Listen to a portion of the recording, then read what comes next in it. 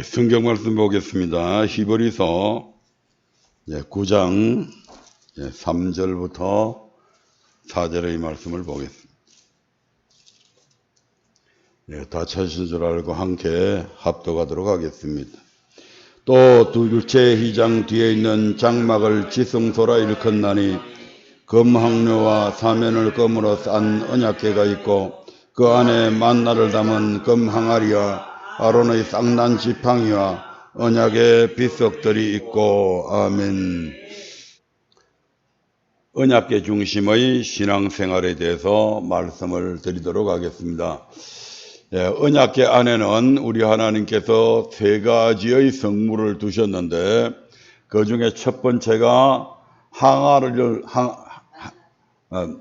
만나를 담은 금 항아리가 있다고 말씀을 드렸습니다.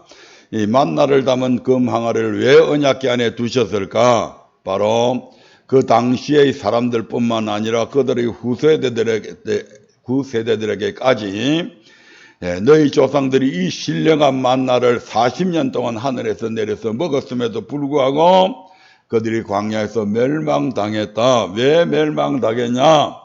바로 여호와의 말씀에 순종하지 않았기 때문에 그랬다. 그래서 이 언약궤 안에 만나의 항아리가 있음을 생각할 때마다 아무리 많은 이 땅에 얼마나 좋은 것들로 우리의 삶에 채운다 할지라도 여호와의 말씀에 순종하지 않는다면 멸망당하는구나 하는 것을 뼛속 깊이 기억하라고 그것을 넣어두었다고 말씀을 드렸습니다.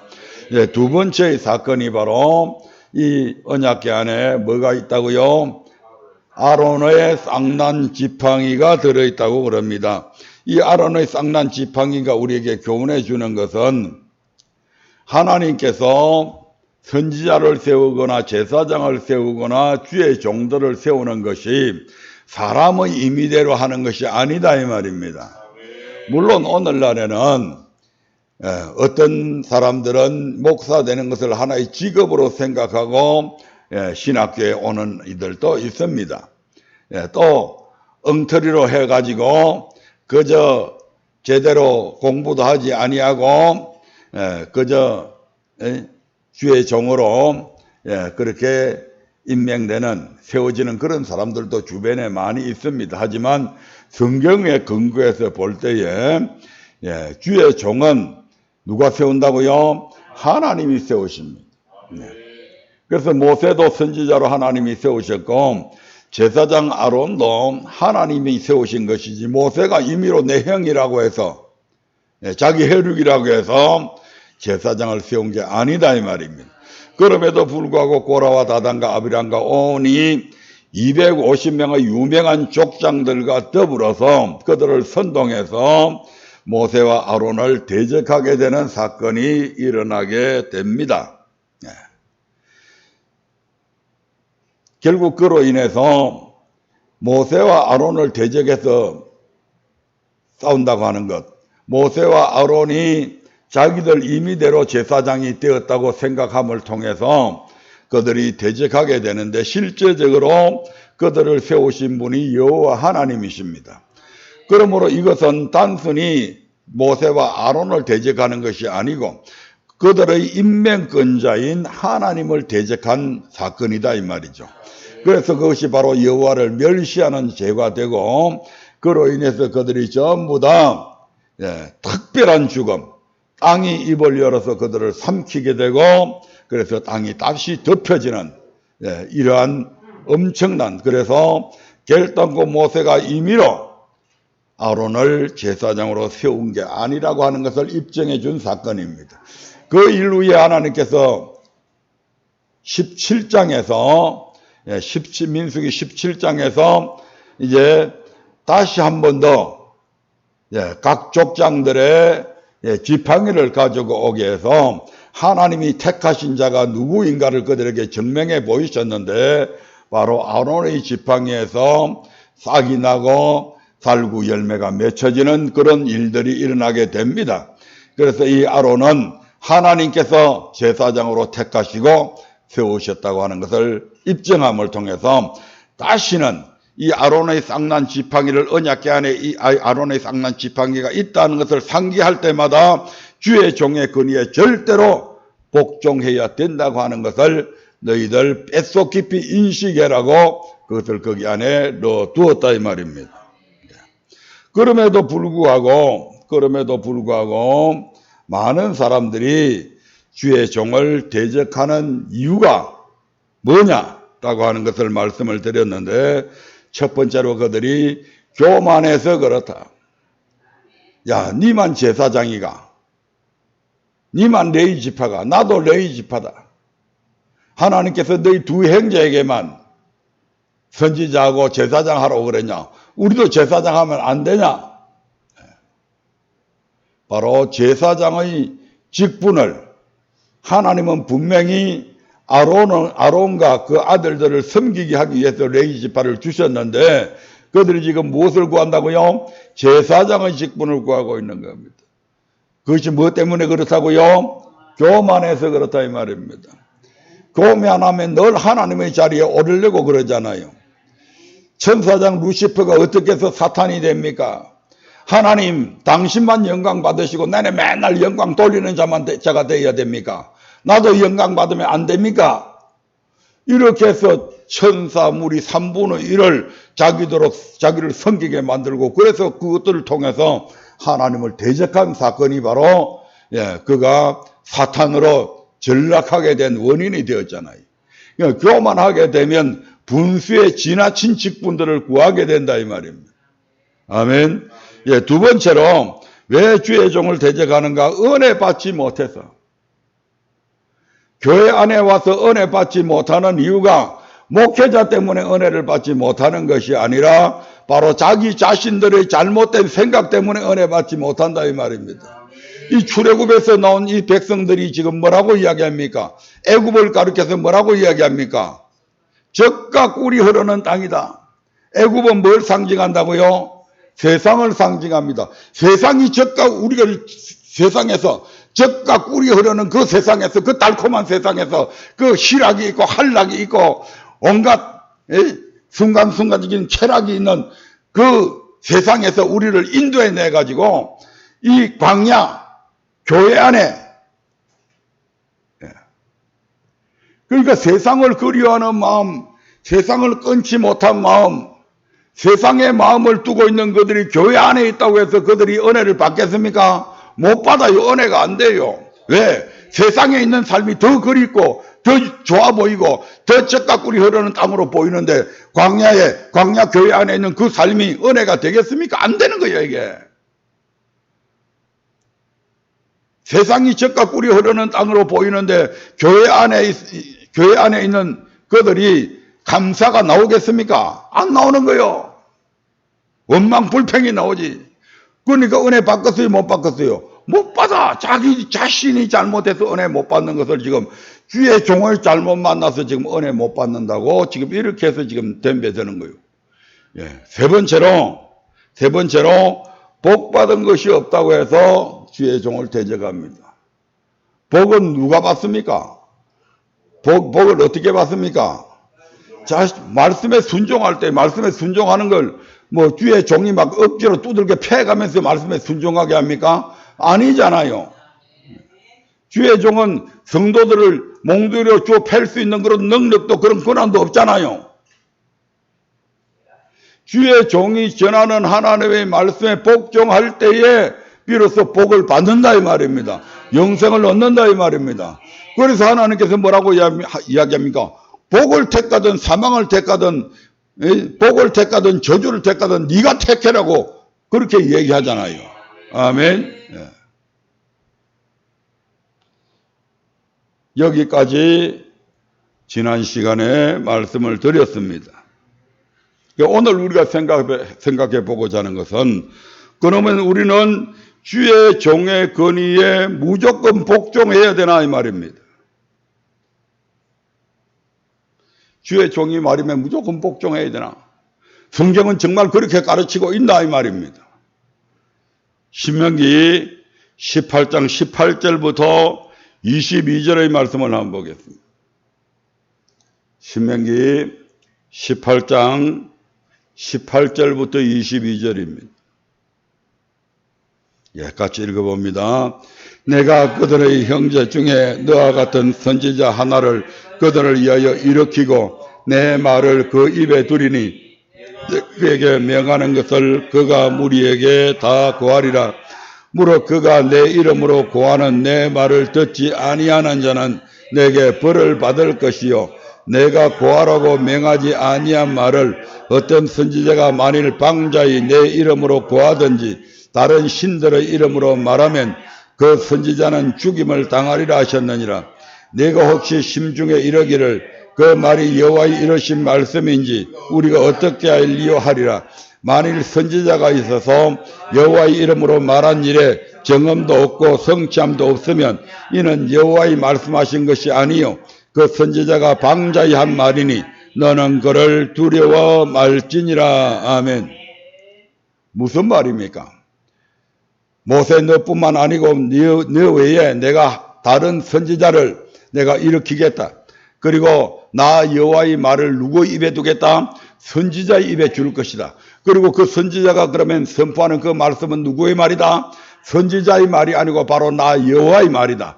그리고 이 나 여호와의 말을 선지자가 전한다고 해서 듣지 아니하면 뭘 받는다고요? 벌을 받는다. 그 벌이 어떤 벌인지 영원한 지옥까지 가는 벌일 수도 있고, 아멘. 이 땅에서 병들거나 우환질고가 생기거나 그들의 모든 재산이 다 물고fun처럼 없어져 버리거나 각가지의 벌들이 있겠죠. 네. 뭐하면 그 선지자의 말을 그 선지자의 입에 둔 내 말을 듣지 아니하는 자는 벌을 받는다. 그런데 또 하나, 내가 고하라고 맹하지 아니한 말을 어떤 선지자가 만일 방자히 여호와께서 이렇게 말씀하셨다. 여호와께서 말씀하시지도 않았는데 그렇게 고하든지 또는 다른 신들 내가 어제 꿈을 꿨는데 뭐가 나타나가지고 이렇게 이야기하더라. 마치 그것이 하나님이 주신 계시인 것처럼. 예. 그렇게 해가지고 여호와의 뜻과는 전혀 상관없는 그러한 말을 하는 그런 선지자는 뭐 한다고요? 죽임을 당할 것이다. 그 선지자는 내가 죽여버리겠다. 아멘. 예. 그러면 우리가 그 선지자가 하는 말씀이 정말 여호와께서 하신 말씀인지 그 선지자가 지어내서 하는 말인지 우리가 어떻게 하냐? 예. 그 당시에는 오늘날처럼 성경이 많이 없었거든요. 예. 모세가 지나는 이 시대에는 모세 외에는 이 말씀을 제대로 아는 사람이 없습니다. 예.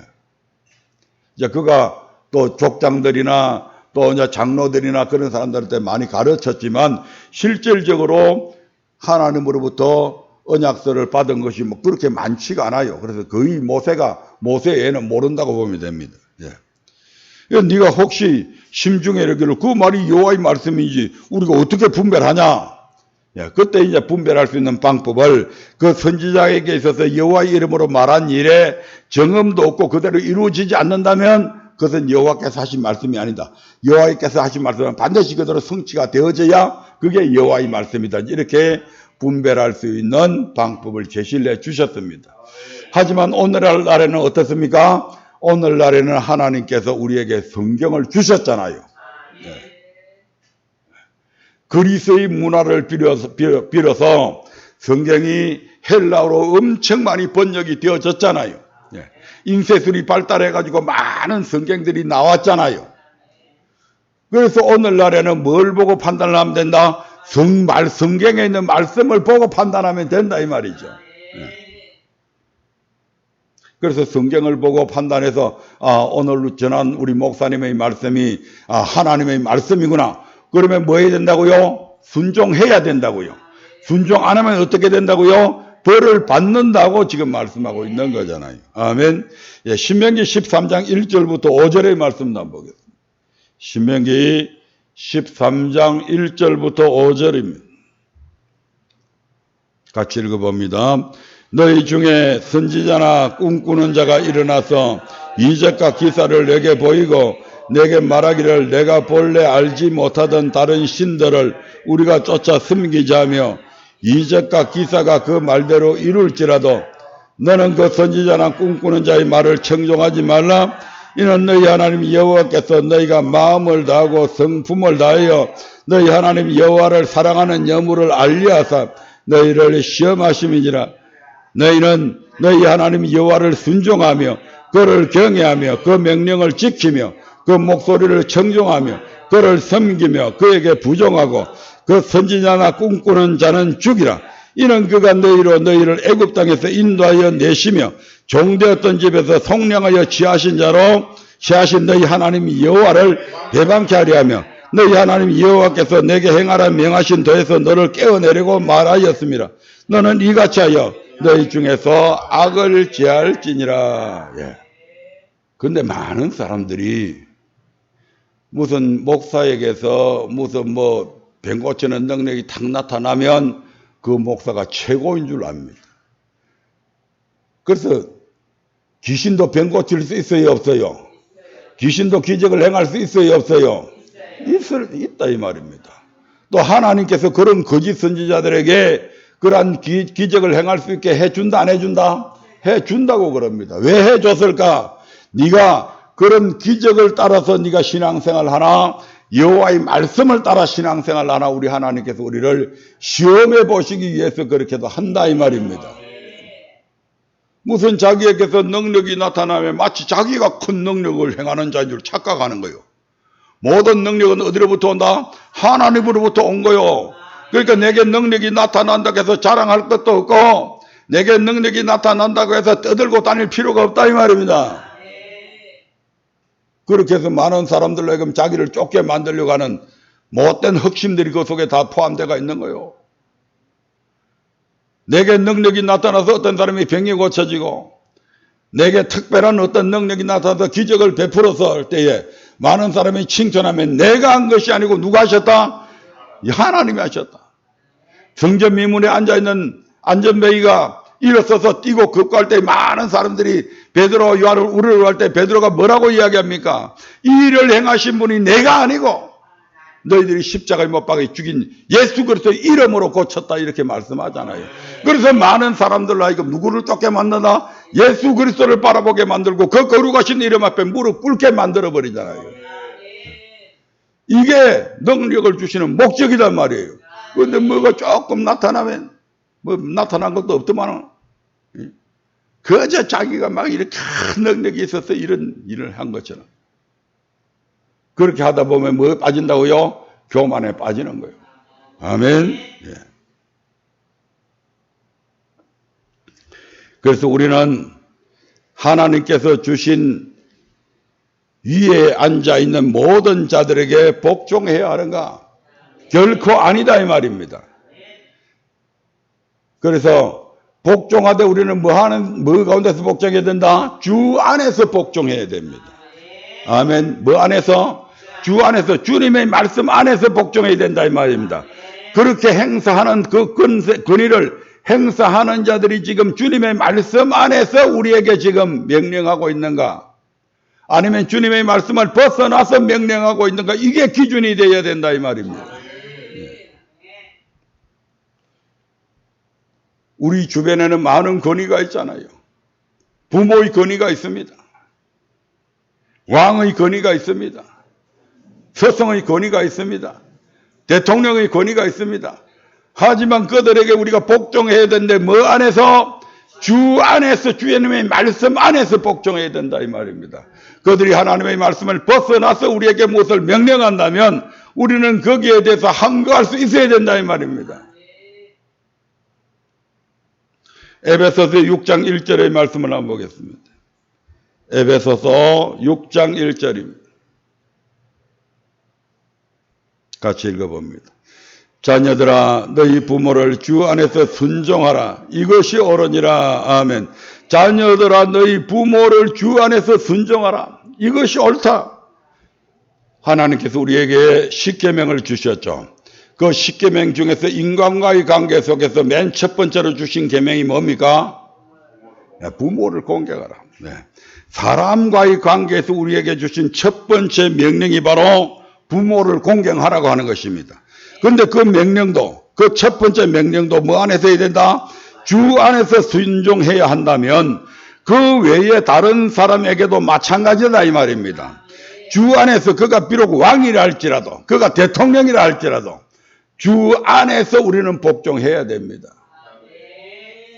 그래서 아합 왕 시대에 아합이 자기의 아내 이세벨의 말을 듣고 하나님을 버리고 바알과 아세라 신을 섬길 때에 그 시대에 엘리야라고 하는 선지자가 있잖아요. 이 엘리야라고 하는 선지자가 이 아합을 완전히 대적 관계에 서서 잘못되었다고 지적을 하고 그렇게 하잖아요. 그로 인해서 아합은 이 엘리야를 어떻게 하면 처리할까 하고 생각을 하고 있는데 이 또 엘리야가 기도하니까 하나님께서 하늘 문을 닫아서 3년 6개월 동안 그냥 비가 내리지 않게 만들어 버리잖아요. 그래서 이 아합 왕이 엘리야를 죽이려고 온데 방을 붙이겠는데 엘리야를 하나님께서 피신을 시키잖아요. 그래서 저 사렙다 가부에게 보내가지고 그곳에서 지내게 하다가 때가 되니까 하나님께서 야, 네 얼굴을 이제 아합 왕에게 다시 보여라 해가지고 그래서 아합한테 나타나가지고 아합이 이놈 잘 만났다.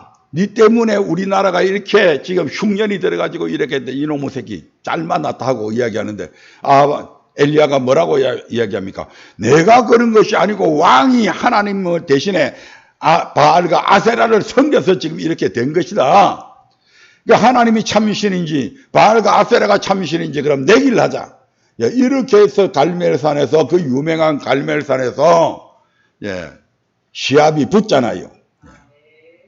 이처럼 하나님의 말씀을 벗어난 어떤 왕이라 할지라 왕이 그러한 바알과 아세라를 섬기라고 명령할 때 우리는 거기에 그 명령에 순종해야 될 의무가 없다 이 말입니다. 그러한 명령에 강력하게 대항해야 된다 이 말입니다. 물론 우리의 싸움이 혈과 육의 싸움이 아니기 때문에 기도로 대항하든지 그러한 압력이 있다고 해서 거기에 굴해서 그냥 구렁이 담 넘어가듯이 아니면 그저 못 이기는 체하고 순종하는 그런 짓을 해서는 안 된다 이 말입니다. 신앙의 정조는 끝까지 지켜내야죠.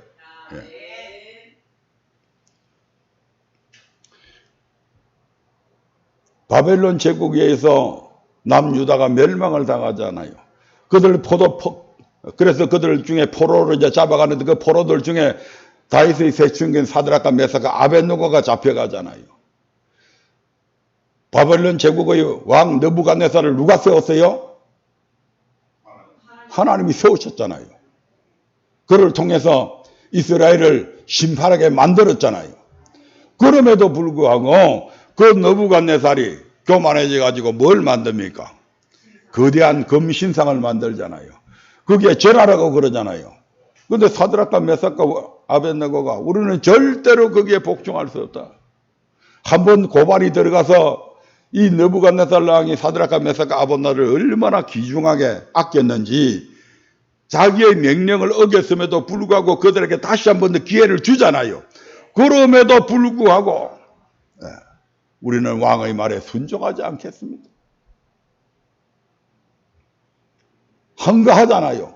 뭘 내놓고 목숨을 걸고 그 목숨을 걸고 한가하니까 어떻게 합니까? 거기에 하나님께서 역사하셔서 그들이 풀무불에 던져졌지만 죽지 아니하고 풀무불에 3명을 집어 던졌는데 4명이 걸어다니는 것을 느부갓네살 왕이 보고 그리고 다시 사드락과 메삭과 아벳느고의 하나님을 찬송하잖아요. 이렇게 해야 우리가 하나님의 기적을 맛볼 수 있다 이 말입니다.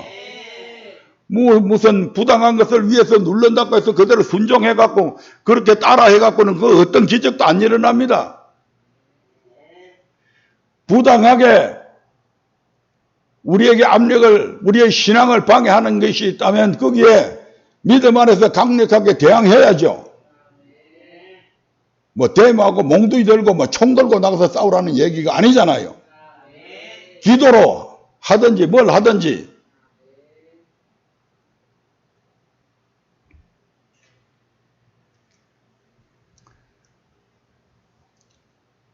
다니엘을 고발할 조건을 찾기 위해서 메데 파사의 첫 번째 왕인 다리오 왕에게 많은 신하들이 건의를 해가지고 조서를 내리게 됩니다. 앞으로 한 달 동안 자기들이 신들에게 무슨 기도를 하거나 절을 하거나 하는 행위를 하면 사자굴에 집어 던져 넣겠다라고 조서를 꾸면서 왕이 발표를 합니다. 그럼에도 불구하고 다니엘이 거기에 순종했습니까? 따랐습니까? 그러면 다니엘은 잘못된 사람입니까? 아니란 말이에요.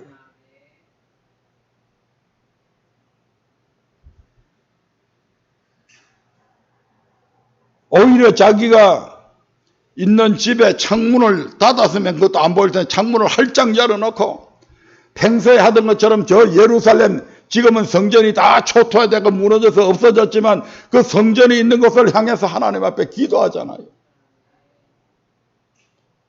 그런 다니엘을 하나님께서는 사자의 입을 털어막아서 건지시고 다니엘을 더 높이고 그를 모함했던 그 모든 자들을 다 죽이게 만들잖아요. 다니엘이 섬기던 하나님이 참 하나님이라고 하는 것을 그것을 통해서 증거해 보이시잖아요. 아멘.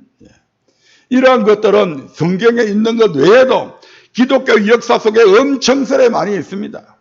아멘. 주기철 목사는 그분은 왜 신사참배를 거부했습니까?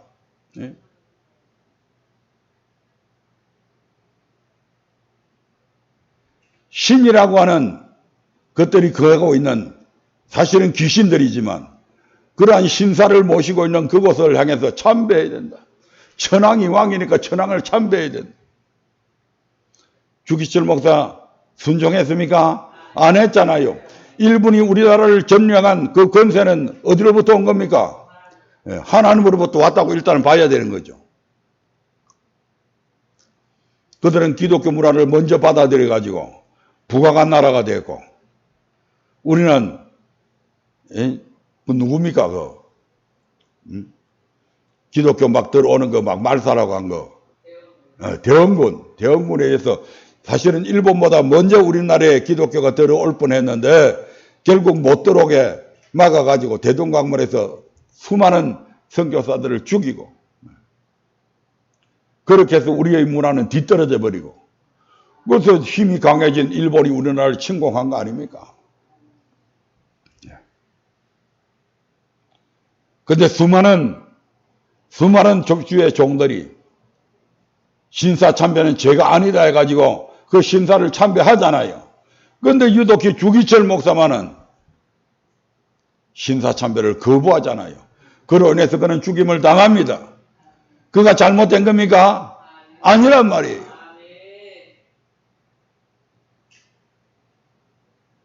수많은 주의 종들이 주기철 목사를 이렇게 받들고 있으면서 잘했다고 하면서 왜 오늘날에는 대면 예배 드리지 못하게 하니까 엉터리 예배 왜 드리냐 이 말입니다. 왜 그것이 옳다고 얘기하는 거예요.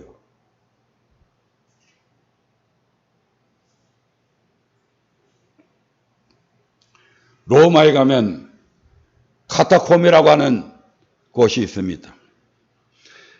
카타콤은 라틴어로서 카타는 가운데라고 하는 뜻이고 그 다음에 툼바스는 무덤을 뜻하는 것인데 이 두 개가 합성어가 되어서 카타콤, 무덤들 가운데 이런 뜻을 가지고 있습니다. 다시 말해 무덤으로 사용하기 위해서 좁은 통로로 이루어진 지하 묘지가 바로 이 카타콤입니다.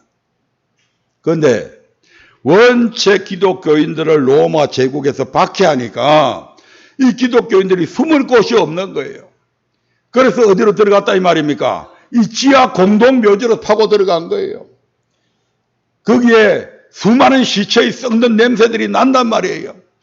칙칙한 그런 습기가 차가 있고 얼마나 칙칙하겠어요. 얼마나 불쾌하겠어요.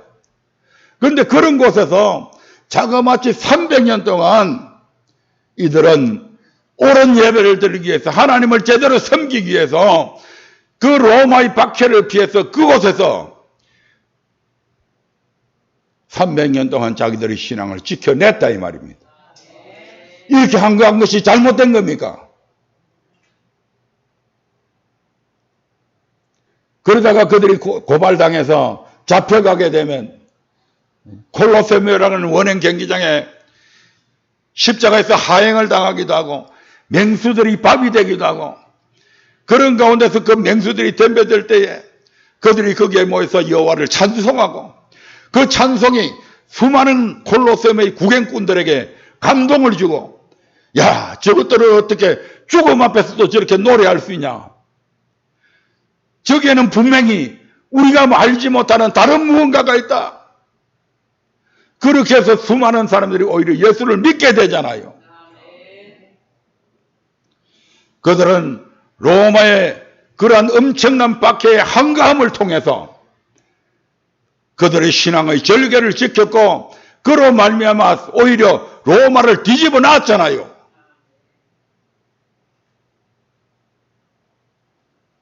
그들은 총칼로 로마를 굴복시킨 것이 아니라 하나님 앞에 끈질기게 기도하며 자기들의 신앙의 정조를 지켜냄을 통해서, 참된 예배드림을 통해서 로마를 전복시켜버립니다.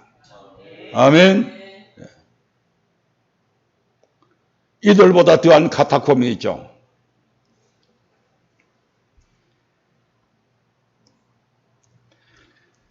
터키의 갑바도니아 지역에는 엄청난 지하도시인 카타콤이 있습니다.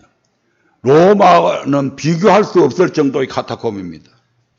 카타콤의 규모가 얼마나 크고 깊은지 끝까지 내려가면 도저히 다시 올라올 수 없기 때문에 터키 정부에서 법적으로 지하 7층까지만 내려갈 수 있도록 해놓았답니다. 왜 이 지역에 이런 큰 규모의 카타콤이 생기게 되었을까? 바로 역사를 보면 3세기 무렵에 물론 로마에는 로마대로 그러한 기독교인들에 대한 박해가 있었지만 지중해 전역에서 그리스도교에 대한, 기독교에 대한 박해가 있었다 이 말입니다. 그래서 이 엄청난 박해를 피해서 그들이 바로 갑바도니아 지역으로, 이 팔레스타인과 수리아에 있던 성도들이 피신을 해가지고 이 갑바도니아 지역에서 신앙의 뿌리를 내리게 되었는데, 그 핍박의 바람이 바로 여기까지도 불어 닥치게 됩니다.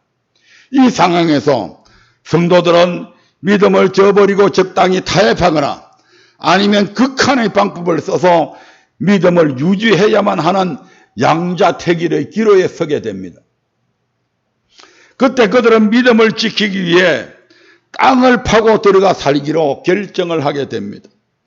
자신들뿐만 아니라 어린 자녀들까지 다 땅을 파고 들어가 살기로 작정한 것입니다. 인간이라면 누구나 햇볕을 누릴 권리가 있지만 그들은 그런 기본적인 권리조차 포기하고 두더지처럼 땅을 파고 들어가서 지하에서 그때부터 기각하게 되었다 이 말입니다. 아까 로마의 카타콤은 거기에는 사람이 살던 곳이 아닙니다. 그저 피신해서 예배 장소가 있고 그래서 예배 드리고 또 기도하는 그런 장소로 사용을 했지만, 이 터키의 갑바도니아 지역에 있는 이 카타콤은 바로 거기에서 사람들이 살아가면서 그 안에서 예배 드리기 위한 장소로 만든 것이 바로 이 터키의 카타콤이다 이 말입니다.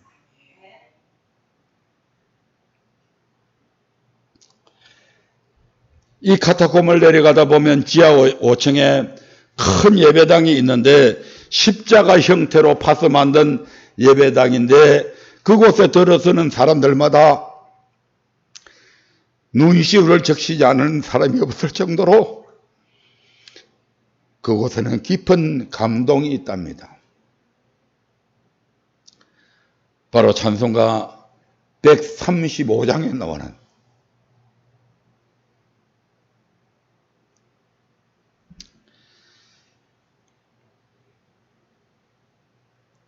갈보리 산에서 십자가를 지신 우리 주님을 절로 노래하게 된다는 것이죠. 한번 불러볼까요?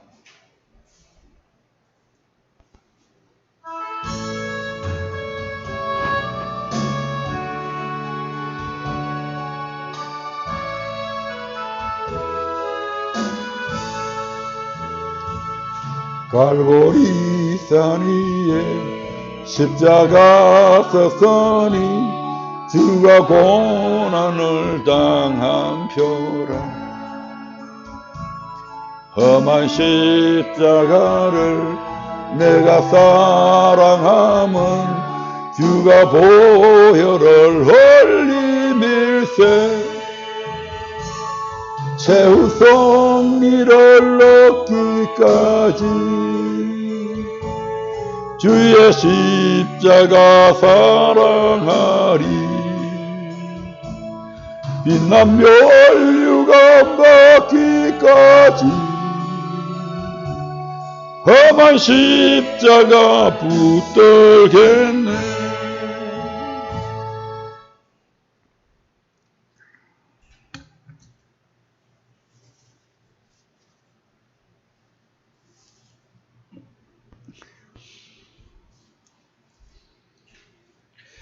자신들을 위해 아무 죄 없으신 그분이 십자가에 달려서 죽어주신 그로 말미암아 자기들을 살려주신 그 은혜가 너무 감사하고 감격해서 그들은 자그마치 몇 세대를 거쳐가면서 그 지하 동굴 안에서 그 끝이 몇 층인지 모른답니다.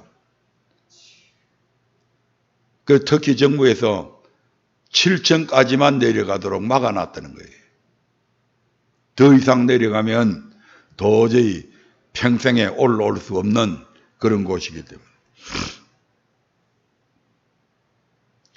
이 엄청난 구원을 베푸신 하나님의 사랑을 잊지 않고 그 하나님을 사랑하는 삶을 살기 위해 무릇 하나님의 백성된 자는 마땅히 안식일을 지키라고 성경은 우리에게 교훈하고 있습니다. 우리가 하나님을 사랑하는 표현이 뭐로 나타난다고요? 안식일을 지키는 것으로 나타나야 된다 이 말입니다. 안식일이 뭐 하는 날입니까? 하나님 앞에 예배드리는 날이잖아요. 우리를 거룩하게 만드시는, 하나님이 거룩하게 만들어주시는 그런 날이잖아요. 신명기 5장 12절의 말씀을 한번 보겠습니다. 신명기 5장 12절입니다. 같이 읽어봅니다. 여호와 너희 하나님이 내게 명한 대로 안식일을 지켜 거룩하게 하라. 예. 15절도 한번 볼까요? 15절. 우리를 애굽에서 세상에서 구원해내신 목적이 거기에 다 있습니다. 시작. 너는 기억하라. 내가 애굽 땅에서 종이 되었더니 너희 하나님 여호와가 강한 손과 편팔로 너를 거기서 인도하여 내었나니 그러므로 너희 하나님 여호와가 너를 명하여 안식일을 지키라 하느니라. 너를 애굽에서 인도해낸 목적이 바로 이 안식일을 지키라고 하는 것이다. 안식일을 통해서 하나님 앞에 예배 드리라고 너를 구원했고 너를 세상에서 이끌어냈다 이 말입니다. 여기에 무슨 타협이 있을 수가 있습니까? 에스겔서 20장 12절의 말씀을 한번 보겠습니다. 에스겔서 20장 12절입니다. 시작. 또 나는 그들을 거룩하게 하는 여호와인 줄 알게 하려여 내가 내 안식일을 주어 그들과 나 사이에 표징을 삼았노라. 네. 또 나는 그들을 거룩하게 하는 여호와인 줄을 알게 하기 위해서, 네. 다시 말씀드리면 그렇게 하기 위해서 우리에게 뭘 주었다고요? 안식일을 주었다고요. 그럼 안식일이 되면 우리가 어떻게 된다는 얘기입니까? 거룩하게 된다 이 말입니다. 안식일은 우리를 괴롭히기 위해서 주신 날이 아닙니다. 안식일은 우리 그리스도인들에게 그리스도인들을 괴롭히려고 다른 안 믿는 사람들이 세상에 나가서 희낙낙 즐기고 있는데 너희들은 안식일에 교회에 가서 예배드리는 그런 짐을 지우기 위해서 우리에게 주신 날이 아니라 이 안식일을 우리에게 주신 것은 너희들이 여세 동안 세상에서 범죄하고 허물 지고 그런 모든 것들을 깨끗하게 씻어서 거룩하게 주시기 위해서 이 안식일을 주셨다 이 말입니다. 그러므로 이 안식일은 참으로 복된 날이잖아요. 이 안식일 날 우리가 하나님 앞에 나와서 하나님이 계시는 이 성전에서 하나님 앞에 예배드리며 우리가 여세 동안 하나님 앞에 잘못된 우리의 삶들을 토설해서 사함을 받고 그렇게 해서 거룩함을 입고 하나님의 은혜로 말미암아 우리의 예배가 연락되어지므로 우리의 심령에 생수를 공급해 주시는 그런 날들이 바로 이 안식일이란 말이에요. 그렇게 해서 어떻게 한단 말입니까? 그들과 나 사이에 표징을 삼았노라. 무슨 표징? 나는 너희 하나님이 되고 너는 내 백성이 된다는 표징. 안식일을 지키지 않는, 주일을 지키지 않는 자는 내 백성 아니고 나는 그들의 하나님이 되지 않겠다는 표징이다 이 말입니다. 에스겔서 20장 20절 한번 볼까요? 에스겔서 20장 20절 시작. 또 나의 안식일을 거룩하게 할지어다. 이것이 나와 너희 사이에 표징이 되어 너희로 내가 여호와 너희 하나님인 줄 알게 하리라 하였었노라. 아멘. 이 안식일의 예배를 통해서 하나님은 우리의 하나님이 되고 나는 하나님의 백성이 된다는 표징이 이 안식일을 지키느냐 지키지 않느냐에 달리겠다. 아멘. 두 번째로 모든 권세는 하나님으로부터 나옵니다. 모든 권세가 어디로부터 나온다고요? 하나님으로부터 나옵니다. 그래서 잠언서 3장 6절에서는 이렇게 말씀하고 있잖아요. 잠언서 3장 6절 봅니다. 오늘 시간이 조금 가도 마무리 지으려고 합니다. 잠언서 3장 6절 시작. 너는 범사의 그를 인정하라. 그리하면 내 길을 지도하시리라. 아멘. 너는 범사의 그를 인정하라. 무슨 말씀입니까? 우리에게 일어나는 모든 일들을 누가? 하나님께서 섭리하셨다 이 말입니다. 그걸 인정해라 이 말입니다. 그러면 하나님께서 섭리하셨기 때문에 우리가 무조건 다 순종해야 되는가? 아니다 이 말이죠. 모든 것을 하나님이 주관하신다 할지라도 인간의 욕심이, 욕망이, 육체의 정욕이 우리를 지배하기도 합니다.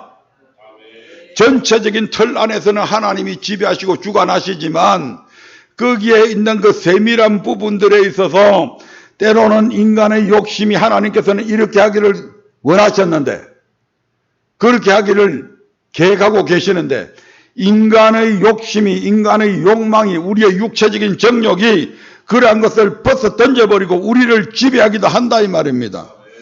그로 인해서 우리는 하나님의 심판을 받게 되잖아요. 하나님은 분명히 우리가 행해야 될 길을 딱 만들어 놓으셨잖아요. 이리 살아. 그런데 여기서 빗나갔다. 그러면 거기에 대해서 반드시 하나님은 심판을 하시잖아요. 따라서 하나님으로부터 모든 권세는 위로부터 하나님으로부터 주어지기 때문에 하나님으로부터 권세를 받았다고 해서 그들이 하는 모든 정책, 그들이 하는 모든 말과 행동이 정당화되는 것은 아닙니다. 그들의 권세 아래 있다고 해서 우리가 무조건 복종해야 되는 것은 아니다 이 말입니다. 만약에 하나님으로부터 왕의 권세 또는 대통령의 권세를 부여받았기 때문에 그들이 하는 그 모든 일들이 정당화되고 아무런 잘못이 없다고 한다면 사탄이 범죄한 것도 아담이 범죄한 것도 바벨상을 쌓는 것도 이스라엘이 광야에서 멸망당한 것도 전부 다 하나님의 책임이라고 전가시켜 버릴 수 있다 이 말입니다. 아멘. 내가 한 게 아니잖아요. 하나님이 그렇게 하셨잖아요. 이렇게 다 책임 전가할 거 아닙니까? 하나님은 아담을 창조하실 때 아담에게 자유의지를 부여하셨습니다. 아멘. 그리고 이스라엘 백성의 출애굽 여정에서도 마찬가지입니다. 그들이 금송아지를 만든 것이지 하나님이 금송아지 만들게 하신 것 아니잖아요. 하나님이 금송아지 만들도록 섭리하셨어요? 아니란 말이에요. 가데스 바네아에서도 마찬가지잖아요. 하나님이 가나안 땅을 정탐하게 하신 것이 아니라 그들의 선택이었잖아요. 믿지 못하겠습니다. 여기는 한 번도 가보지 않았다. 언제 자기들이 딴 땅은 가봤습니까? 전부 다 처음 보는 땅인데. 그런데 그들이 하나님에 대한 불신앙 때문에 이 땅을 정탐해보고 들어가야 되겠습니다. 이렇게 나오잖아요. 아멘. 그들이 선택하니까 하나님께서 허락만 해주신 것이지 하나님이 정탐하도록 만드신 게 아니다 이 말입니다. 그것이 하나님의 뜻이 아니잖아요. 하나님은 당신의 백성들이 사망과 저주 대신 생명과 복을 택하기를 원하시지만 이것을 강제하시지는 않는다 이 말입니다. 왜냐하면 하나님은 인간에게 자유의지를 부여하셨기 때문입니다. 그래서 그 책임은 누가 지는 것이다? 각자가 지는 것이다 이 말입니다. 아멘. 자기가 선택한 일에 대해서 각자가 자기가 책임지는 거예요. 사울은 이스라엘의 초대왕으로 세움을 받았지만 왕의 권한을 벗어나 자신이 제사장처럼 예배를 집례함으로 인해서 망령된 행실을 했고 이로 말미암아 자신의 당대로 왕위는 종식되잖아요. 눈들아,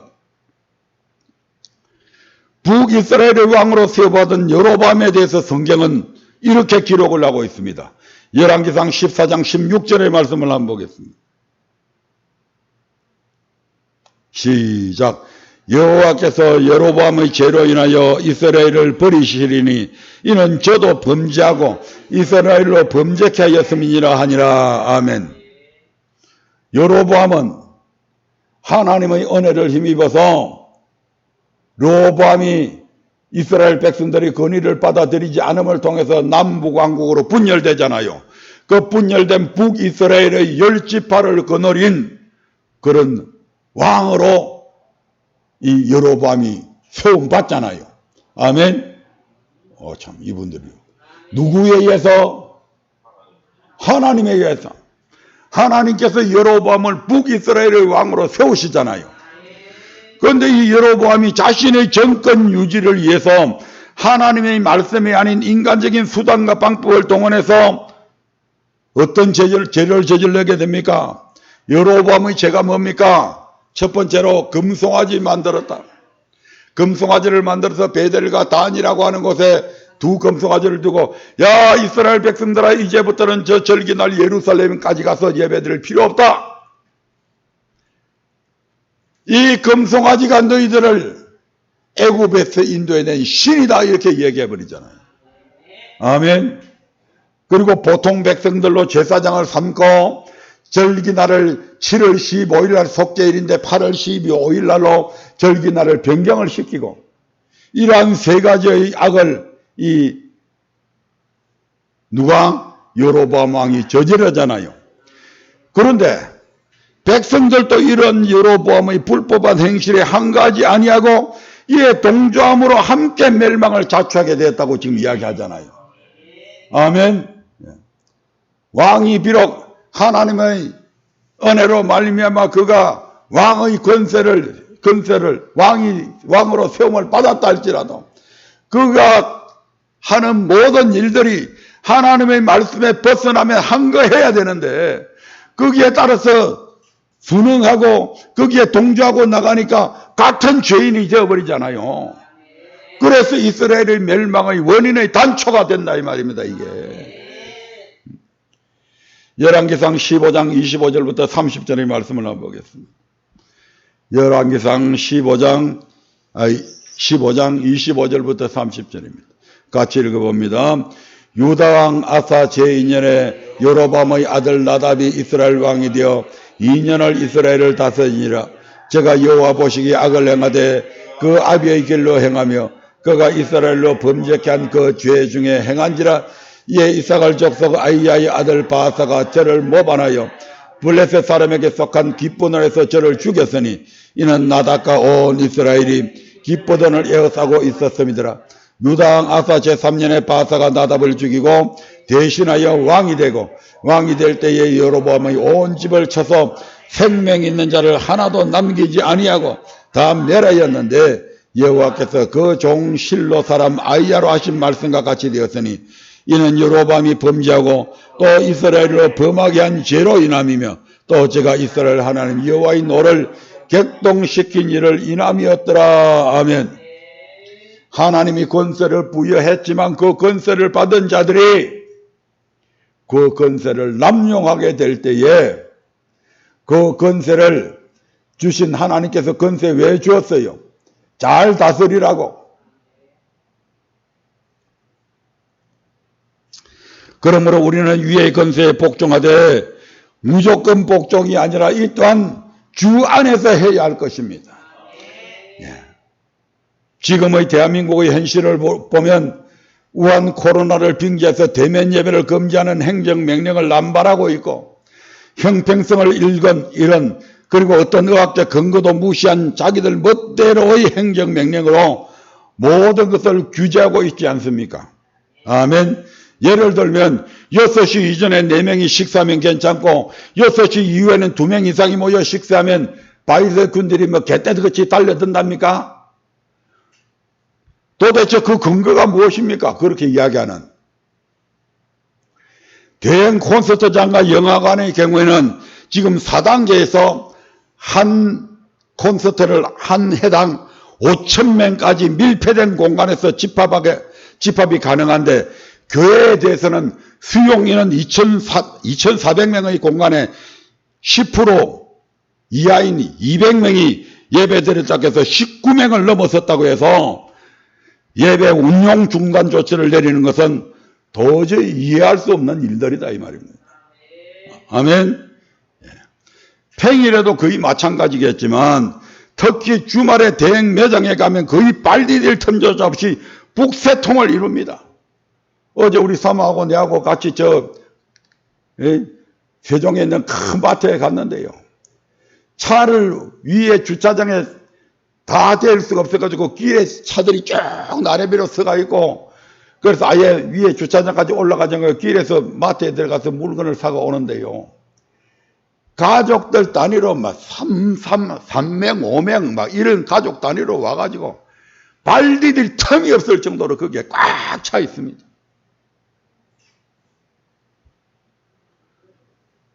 이런 곳은 일주일 내내 이런 식의 영업을 해도 괜찮고 교회는 겨우 한 주일에 한 번 예배 드리는 것도 엄청난 제약을 받지 않습니까? 그리고 이런 곳은 교회 예방수칙과는 사뭇 거리가 멉니다. 많은 사람들을 일일이 온도를 체크하는 것도 제대로 시행되지 않습니다. 그럼에도 불구하고 코로나 확진자가 발생하지 않습니다. 지하철도 버스도 열차도 비행기도 마찬가지입니다. 아마 코로나 바이러스균이 이 지역에는 침투하지 못하는가 보다 생각하면 조금 편하겠지만 실상이 이러다 보니 정치 방역이라는 말이 타당성을 갖는 겁니다. 그러다가 선심서덕 참석인은 몇 명 늘려주면 목사님들이 그저 감지듣기 해서 감사합니다. 교회가 이 땅의 목사들이 정신 차려야 된다 이 말입니다. 그리고 심지어 이 모든 것을 하나님이 하셨다고 인정하라고 하는 분들이 또 있습니다.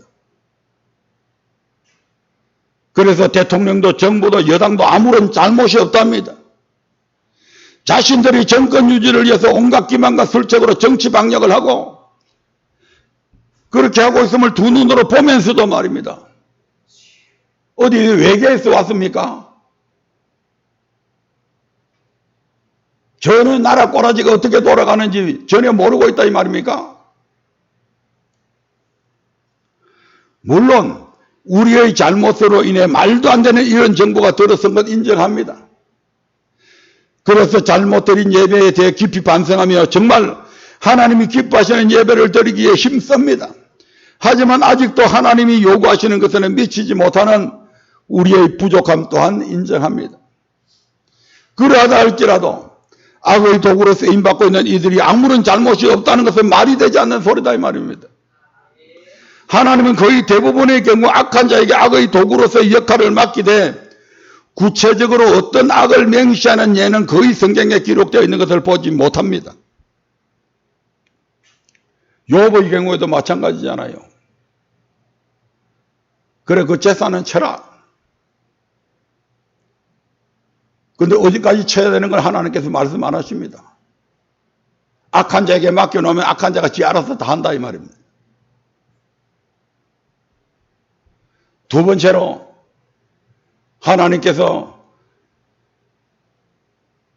마귀에게 또 허락을 하잖아요. 그런데 이 악한 마귀가 욥의 생명까지도 앗아갈 수 있기 때문에 야 생명은 해야만 안 된다 이렇게 말씀하잖아요. 이 악한 자가 욥에게 예? 막, 예? 악창이 나게 하는 질병을 줄지, 어떤 질병을 줘라는 것은 하나님께서 말씀하시지 않잖아요. 그건 악한 자가 알아서 한단 말입니다. 아멘.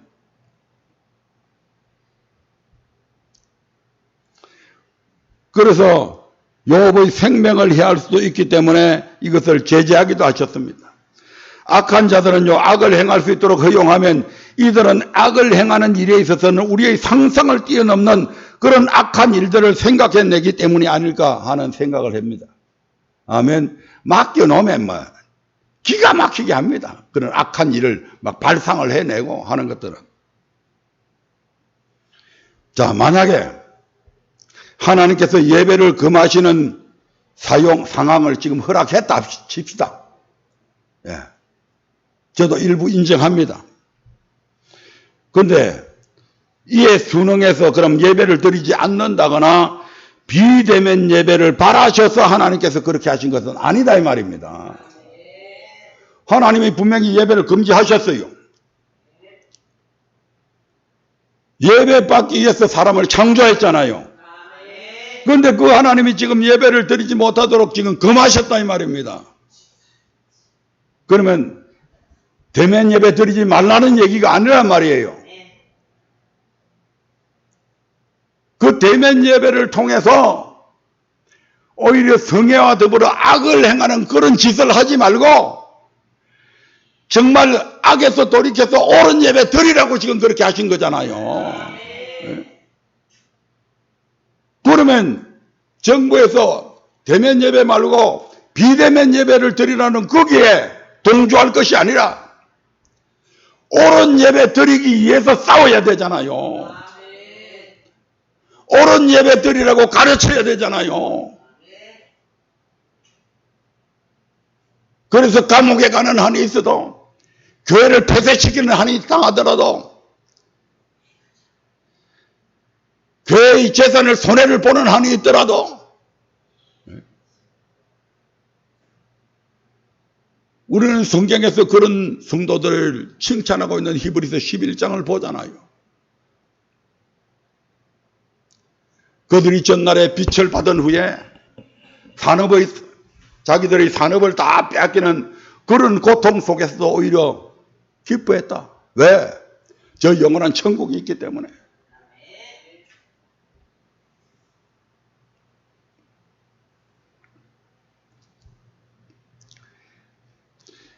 예를 들면 하나님께서 대면 예배를 금지하셨다면 비대면 예배는 그럼 받아주겠습니까?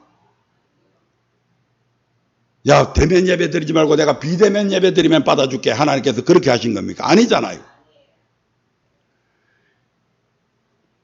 그렇게 하신 목적은 옳은 예배 드리라. 성전에 나서 예배 드리되 대면 예배 드리되 정말 하나님의 말씀에 따라서 순종한 그 삶과 하나님께서 주신 귀한 물질들을 하나님의 것으로 기꺼이 드릴 수 있는 우리의 삶과 예물이 정말 하나님의 말씀하신 대로 드려지는 그 예배를 원해서 지금 예배를 폐쇄시킨 거잖아요. 그러니까 이제부터는 이런 예배를 드리기 위해서는 너희들에게 엄청난 고난이 올 것이다. 그런데 그 고난에 굴복하지 말고 그 고난을 이겨내면서 이제는 이런 예배 드리라 이 말입니다. 이걸 통해서 내가 너희들의 알곡과 쭉정이 고르겠다 이 말이잖아요. 그런데 비대면 예배에 안주해서 되겠습니까? 하나님께서 그렇게 하라고 대면 예배 금지하신 겁니까?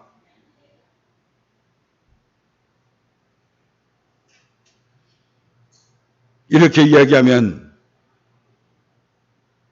하나님은 잘못된 드림에서 돌이켜 회개함으로 드려야 할 참된 예배를 드리라고 이렇게 했는데, 이렇게 말하면 어떤 이들은 지금은 우한 코로나로 인해 어쩔 수 없는 상황이라고 핑계할 수 있을 것입니다.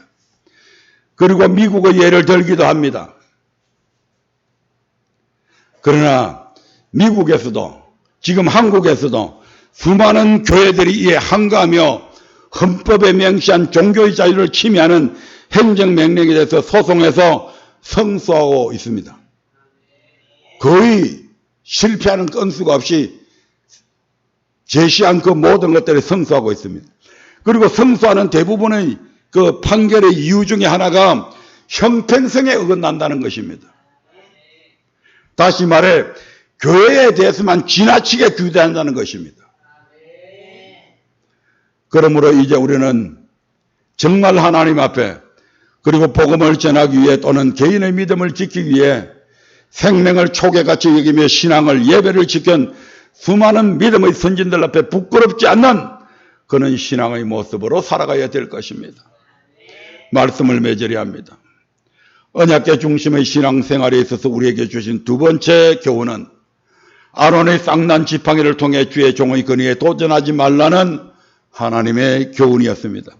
그럼에도 불구하고 우리는 모든 주의 종의 말에 무조건 순종해야 하는가의 문제에서 주 안에서 순종해야 한다는 것과 또 하나 모든 권세는 하나님으로부터 나옴에도 불구하고 권세를 받은 자들의 말에 무조건 복종해야 되는 것이 아니라 이 또한 주 안에서 복종해야 하고 그렇지 않을 경우 강력히 저항해서 목숨을 걸고 우리의 신앙을 예배를 지켜내야 할 것입니다.